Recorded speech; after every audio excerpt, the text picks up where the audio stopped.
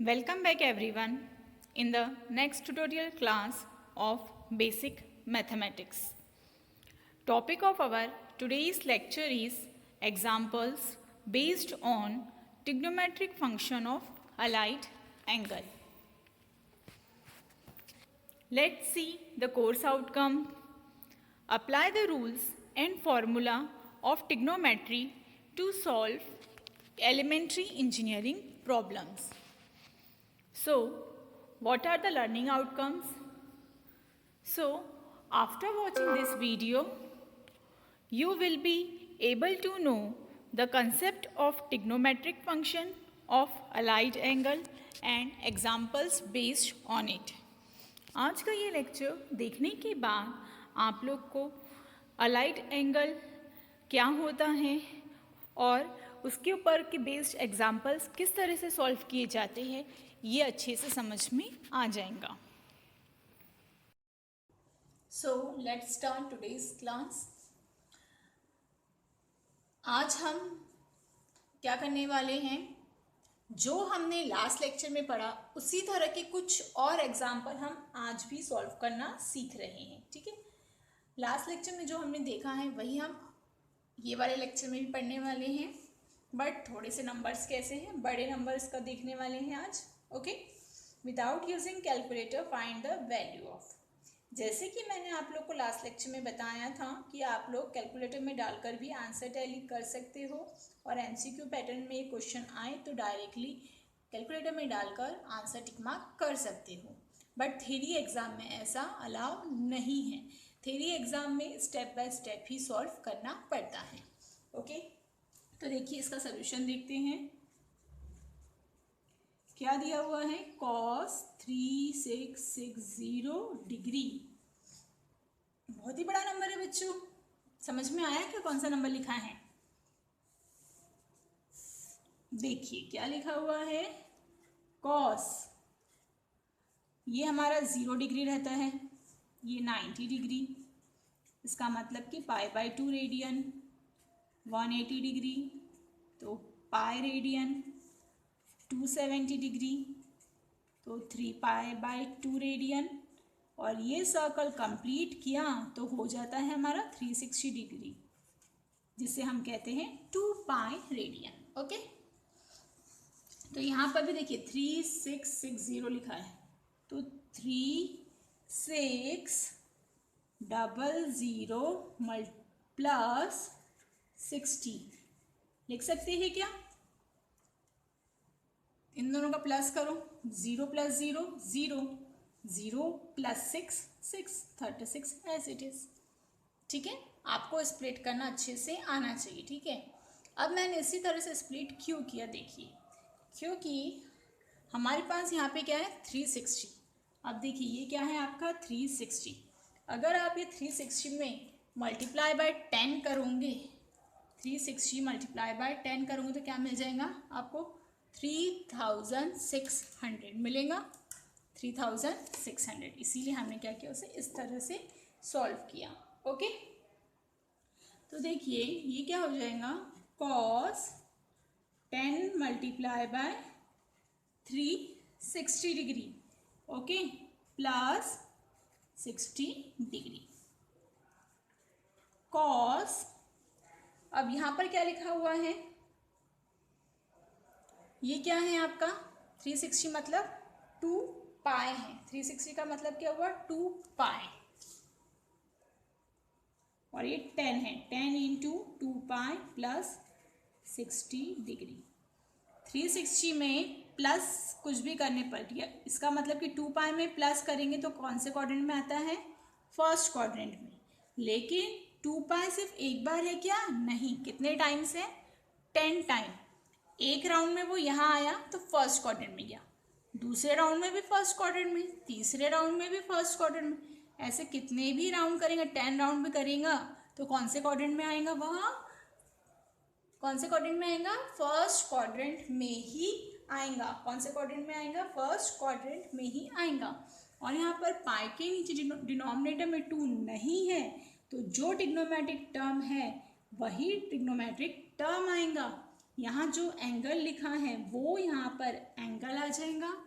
अब हमने देखा कि ये फर्स्ट क्वाड्रेंट में है, तो फर्स्ट क्वाड्रेंट में क्या होता है, ऑल पॉजिटिव। ओके, अब क्या करोगे, cos 60 की वैल्यू, तो cos 60 इक्वल टू क्या आता है, 1/2। क्या आ जाता है, 1/2। जब ऐसे कोई बड़े नंबर आते हैं तो आपको क्या करना पड़ता है, इन चारों का कोई टर्म का मल्टीप्लिकेशन के वो साथ में आते हैं। जैसे कि यहाँ पर 10 के साथ आया, तो चेक करना, मैंने देखा कि 1 राउंड करने पर यहाँ पे हुआ, सेकेंड राउंड के बाद भी वो यहीं होगा, तो कितने भी राउंड करेंगे तो 10 राउंड के बाद भी वो यहीं पे आएगा ना। 360 एक बार हुआ मल्टीप्लाई, फिर दूसरी बार किया तो यहाँ पर आया, तीसरी बार किया तो भी इसी लाइन पर आया। ऐसा हमने कितने टाइम किया, 10 टाइम किया तो भी यही लाइन पे आया। उसके बाद उसमें +60 किया तो +60 आया हमारा फर्स्ट क्वाड्रेंट में। फर्स्ट क्वाड्रेंट में होने की वजह से यहाँ पर प्लस का साइन है और 2π के साथ मल्टीप्लाई हुआ है, तो यहाँ पर डिनोमिनेटर में 2 नहीं है, तो जो ट्रिग्नोमेट्रिक टर्म है वही ट्रिग्नोमेट्रिक टर्म आएगा, और यहाँ जो एंगल रहेगा वहाँ पर भी वही एंगल आएगा। हमने अभी तक जो किया था वो किस तरह का था, हमने क्या लिखा था, cos 2π + theta equal to cos theta.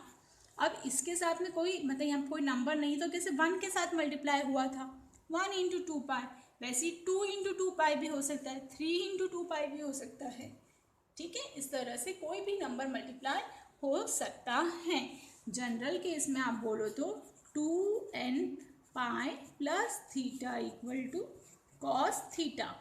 n का मतलब कोई भी रियल नंबर हो सकता है। ओके, अगर डाउट हो कि रॉन्ग हो गया तो क्या करोगे, कैलकुलेटर का यूज़ करोगे। ठीक है, कैलकुलेटर में cos एंटर करोगे, cos एंटर करोगे, उसके बाद में 3660 ब्रैकेट कंप्लीट इक्वल टू क्या आया है ये, -1 मिनट। ये रेडियन में है।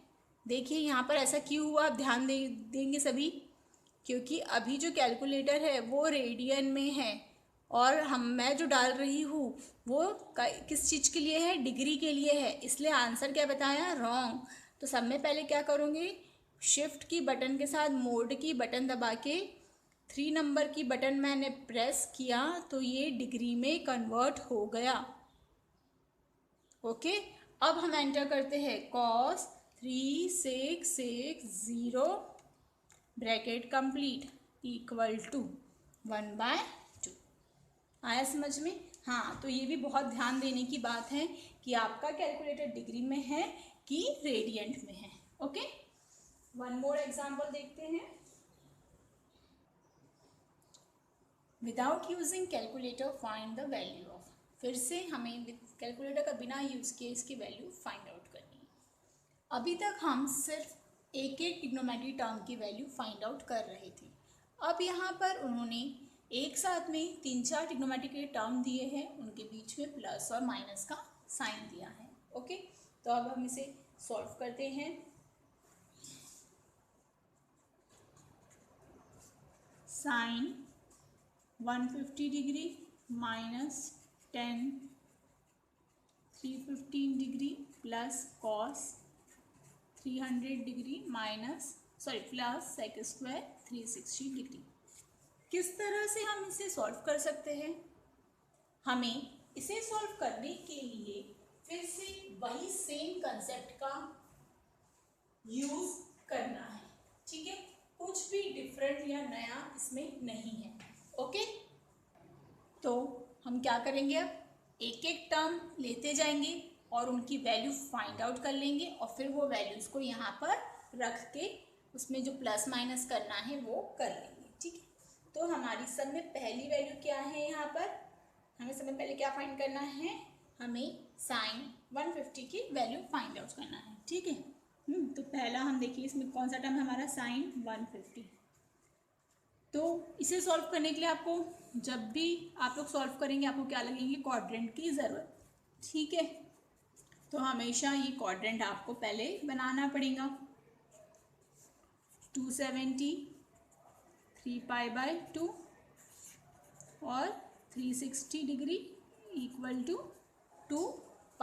ठीक है, अब 150 करना है तो 150 कहाँ से आ सकता है, 90 प्लस 60 करेंगे तो भी 150 आता, या फिर 180 माइनस 30 करेंगे तो भी 150 आता। कोई भी एक कंसेप्ट का आप यूज़ यहाँ पर कर सकते हैं। ठीक है, तो इक्वल टू साइन हम क्या कर रहे हैं, 180 में से 30 को माइनस कर रहे हैं। ओके, तो 180 का मतलब क्या होता है, पाई।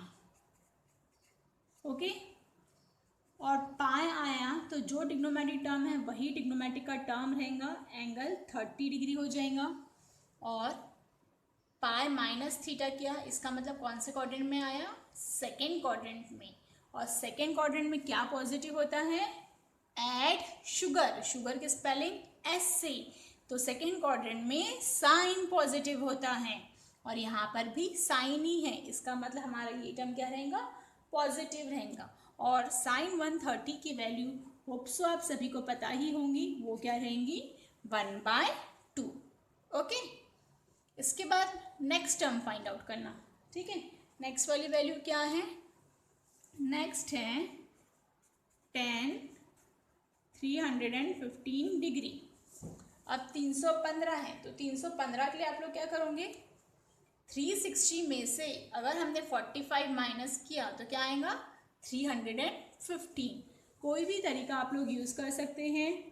तो हमने यहाँ लिया 360 माइनस 45 डिग्री। ओके, और 360 डिग्री का एंगल है तो 360 को हम क्या लिखते हैं, 2π माइनस 45। यस करेक्ट, बहुत सारे बच्चों ने बता दिया कि 10 आएगा करके। यस, तो कैसे 10 आएगा बच्चों, क्योंकि पाई और 2π के लिए जो ट्रिग्नोमेट्रिक टर्म रहता है वही टर्म आता है, 45 डिग्री। ओके, 2π माइनस 45 किया तो कौन से क्वाड्रेंट में आया, फोर्थ वाले क्वाड्रेंट में। फोर्थ क्वाड्रेंट में क्या होता है, add sugar to coffee, cos positive होता है, हमारा 10 है तो ये क्या हो जाएगा, नेगेटिव हो जाएगा। और 10 45 की वैल्यू सभी को पता है 1, 10 45 क्या होता है 1, और यहाँ माइनस का साइन है तो ये हो जाएगा -1। ओके, अब नेक्स्ट हम फाइंड आउट करते हैं cos 300 डिग्री। 300 कैसे कर सकते हैं हम, 270 प्लस 30 करके कर सकते हैं, या फिर 360 माइनस 60 करके कर सकते हैं। कोई भी एक तरीके से हम कर सकते हैं। ठीक है, तो हम कर रहे हैं cos 360 माइनस 60 डिग्री से। तो 360 को हम क्या लिख सकते हैं, 2π। 2π आया तो जो ट्रिग्नोमेट्रिक टर्म है फिर से वही टर्म, एंगल 60। 2π में से 60 माइनस किया तो फोर्थ क्वाड्रेंट में रहेगा, और फोर्थ क्वाड्रेंट में cos पॉजिटिव होता है तो यहाँ पर कोई भी साइन लगाने की ज़रूरत नहीं है। ओके, इक्वल टू cos 60 की वैल्यू आप सभी को पता ही होंगी, 1/2। ओके, नहीं पता है तो कैलकुलेटर का यूज़ कर लेना, बट ये स्टेप करना पड़ता है, उसके बाद यूज़ कर सकते हो क्योंकि जनरल टेबल है 30 60 45 वाला 90, तो ये आप लोग को पता ही होना चाहिए। देन फोर्थ वन है हमारा सेक स्क्वायर 360 डिग्री। ठीक है, ये वाली वैल्यू भी डायरेक्टली ही पता हो जाती है। ठीक है, इसके लिए सॉल्व नहीं करना है 360 के लिए, क्योंकि 360 तो यहीं पे आता, 90 180 270 360 के लिए डायरेक्टली ही वैल्यू लिखना पड़ता है, क्योंकि उन्हें ऐसे स्प्लिट कर सकते हैं क्या, नहीं। 360 को तो किस में से स्प्लिट करोगे आप, कैसे बांटोगे आप लोग, बांट सकते हो क्या प्लस और माइनस में, नहीं बांट सकते हैं, तो वह जैसे का वैसा रहेगा। अगर आपको याद नहीं रहेंगी इसकी वैल्यू तो आप लोग क्या करना, तो आप लोग कैलकुलेटर का यूज़ करके वो वैल्यू वहाँ पर लिख लेना। ठीक है, तो सेक स्क्वायर 360 की वैल्यू हो जाती है 1, क्या हो जाती है 1। बट कैलकुलेटर में सिर्फ साइन कॉस और टेन ये 3 ही ट्रिग्नोमेट्रिक टर्म आते हैं। तो फिर अगर एग्जाम में सेक स्क्वायर आ गया तो आप लोग कैसे करेंगे? तो आप लोग को सभी को रेसिप्रोकल पता ही होगा। सेक स्क्वायर का रेसिप्रोकल मतलब सेक स्क्वायर मीन्स क्या हो जाता है? 1 cos स्क्वायर 360 डिग्री होता है। यस, हाँ, sec theta equal to 1 cos theta या फिर cos theta equal to 1 sec theta. ठीक है, हाँ, जिस किसी के पास भी ये लिखा होगा तो सभी नोट डाउन कर लेंगे। ओके ओके, अब देखिए, अब क्या करना रहेगा आपको? कैलकुलेटर में आप लोग सिर्फ क्या एंटर करोगे? cos square 360 degree. तो ये आपने ये बटन प्रेस किया, न्यूमरेटर में 1 लिखा, डिनोमिनेटर में क्या लिखना है? cos, तो cos के लिए बटन दबाया, लेकिन उसके बाद क्या चाहिए? 360 ब्रैकेट कंप्लीट करूँगी और फिर स्क्वायर दबा दूँगी। ठीक है, ये स्क्वायर यहाँ के बदले यहाँ आया तो भी चलता है। ओके, और फिर इक्वल टू की बटन दबा दूँगी। तो क्या आ गया आंसर इसका? 1। मैंने बताया ही था सेक स्क्वायर 360 डिग्री क्या है? 1 है। आपने इसे एंटर करके देखा तो भी आंसर क्या आया? 1। बिकॉज कि अगर कोई दूसरा नंबर आ गया सेक स्क्वायर के फॉर्म में और आपको उसकी वैल्यू नहीं पता रही तो आप लोग क्या करोगे? कैलकुलेटर का यूज़ करके 1 cos स्क्वायर करके ये वैल्यू फाइंड आउट करोगे। हमने यहाँ पर जो 4 टर्म दिए हुए थे, चारों की वैल्यू फाइंड आउट कर ली है। अब इन वैल्यूज़ को हमें क्या करना है? अब हमें इन वैल्यूज़ को सिंपली यहाँ पर पुट करना है। ठीक है, हम यहाँ पर रखेंगे और उनको प्लस और माइनस कर लेंगे। ठीक है, तो हमने क्या किया? हमारा ये गिवन क्वेश्चन था, हमने एक एक टर्म लिखकर उनकी अलग अलग वैल्यू फाइंड आउट कर ली। ठीक है, लेकिन बट अगर एग्ज़ाम में भी आपको आया तो करना तो वैसे ही है, बट बहुत लेंदी हो जाएगा और आपके पास टाइम भी कम रहेगा एमसीक्यू पैटर्न में। तो आप लोग क्या करेंगे? तो आप लोग ये क्वेश्चन को मतलब आपको दिखाई देते ही रहेगा, आप लोग डायरेक्टली कैलकुलेटर्स का यूज़ करते हुए एक एक वैल्यू निकालते जाना और यहाँ लिखते जाना। साइन प्रेस किया, साइन के बाद लिखा 150 ब्रैकेट कंप्लीट, क्या आया? 1/2। तो हमने लिख दिया यहाँ पर 1/2 माइनस का साइन। फिर नेक्स्ट है 10 प्रेस किया, 315 ब्रैकेट कंप्लीट इक्वल टू का साइन, क्या आया? -1 प्लस फिर क्या है? कॉस 300 ब्रैकेट कंप्लीट, क्या आ गया? 1/2। और जस्ट मैंने अब भी बताया सेक स्क्वायर 360 के लिए कैसे करना है। ठीक है, तो सेक स्क्वायर 360 मतलब 1। अब इनका भी कैलकुलेशन आप रॉन्ग कर देते हो तो पूरा क्या करोगे? कैलकुलेटर का यूज़ करके लिखा आपने 1/2, साइड में लेके गए, माइनस का साइन है, माइनस का साइन प्रेस किया, फिर ब्रैकेट है तो ब्रैकेट -1 है ब्रैकेट में, ब्रैकेट कंप्लीट, प्लस का साइन, फिर क्या है? 1/2, फिर ये बटन प्रेस किया, 1 नीचे लेकर आए कर्सर, 2 साइड में गए, प्लस किया, फिर से 1। ठीक है, देखिए पूरा टर्म जैसा कि वैसा हमने यहाँ पर लिख लिया। उसके बाद हम इक्वल टू की बटन प्रेस कर रहे हैं, क्या आंसर मिल गया हमें? 3। और यही हमें क्या करना था? फाइंड आउट करना था। तो समझ में आया कि अभी आप लोग अपना टाइम किस तरह बचाकर पेपर सॉल्व कर सकते हो इन सभी एग्जाम्पल्स के लिए। ओके, तो आपको हमारा कंसेप्ट भी ध्यान से पढ़ना है। ठीक है, दोनों ही तरीके आप लोग जब भी पढ़ो उसे अच्छे से देखो और समझो। ठीक है, अब आप लोग क्या करेंगे? कुछ प्रॉब्लम सॉल्व करके ट्राई करेंगे। तो ये आपके प्रैक्टिस के लिए है। ठीक है, आंसर भी गिवन है, इन्हें सॉल्व करिए और प्रैक्टिस करके आंसर टैली करिए।